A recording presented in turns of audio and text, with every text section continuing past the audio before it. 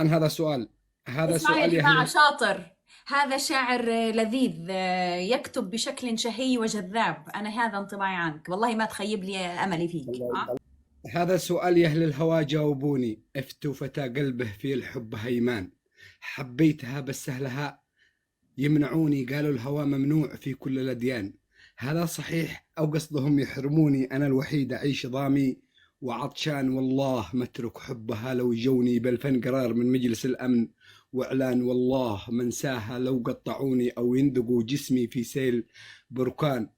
أنت اركني يا ساكنة في عيوني، ما بتركك مهما جعجعت وهتان، بحبك أغلبهم لو بارزوني، النصر لي مضمون في كل ميدان. وأنا معك قالت لو قطعوني، أعاهدك مرضى بديلك بإنسان، كل البشر غيرك ما يعجبوني، أشوف الشباب غيرك أناثي ونسوان، مدري شعوري صح ولا جنوني في حبك، افتيني لو كنت غلطان. قلت نفس الشعور، كل البنات في عيوني أشوفهن أحمد وناجي وسلطان.